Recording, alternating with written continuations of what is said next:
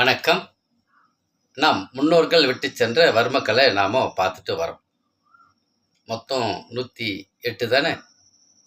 அதில் இன்று நாம் பார்க்க போகிறது 42வது வர்மம் எல்லுருக்கி வர்மம்.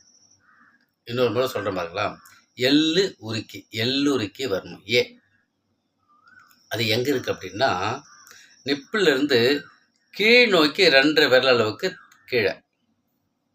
1 இது நிப்பிலுங்களா, 1 2 அரை 2 விரல். இப்போ சுட்டு வரல வச்சுட்டேன், ஆள்காட்டு வரல வச்சுட்டேன்.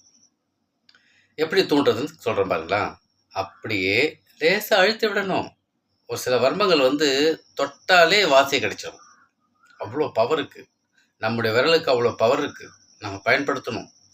வாசிய ஓட்டம் கிடைச்சிச்சன்னா போதும், அந்த இடத்த ஆற்றல் கிடைக்கும். அங்கே இருக்க வர்ம தளத்தை தூண்டும். அப்படி தூண்டும் போது இப்போது 2 நிமிஷம் அழுத்தலாம், 3 நிமிடம் கூட அதை விட்டு விட்டு அழுத்தலாம். இது தூண்டல். அதுக்கடுத்து பெருவரில் வச்சுக்கிட்டு அழுத்தி தூண்டணும் கொஞ்சம் லேசாக.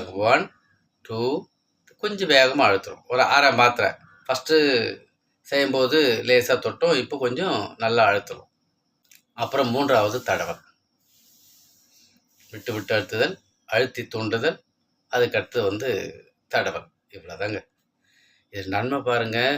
நீரிழிவு நோய், சுகர், சர்க்கரை இருக்குது, எனக்கு சுகர் இருக்குது, தினமும் நான் ரசாயனத்தை போட்டுறேன் அப்படின்னு சொல்லிகிட்டே இருக்காங்கல்ல. இந்த நீரிழிவு நோயை, சுகரை, சர்க்கரையை கட்டுக்குள் வைக்கும்.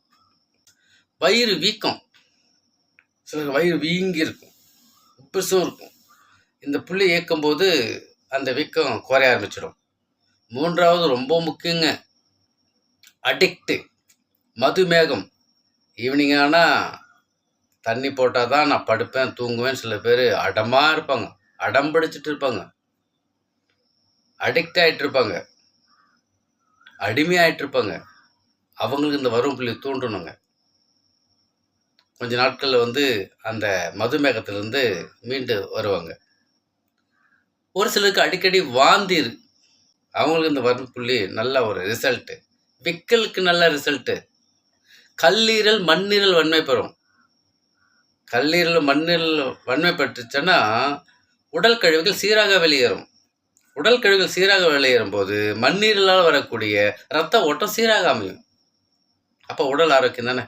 எவ்வளோ நன்மை பாருங்கள் அந்த சாதாரண எல்லுரிக்கு வர்மத்துக்கு. எனவே இந்த வர்மப்புள்ளியை நம்ம தூண்டுவோம், உடல் நலம் காப்போம். நம் நலம் நம் கையில்.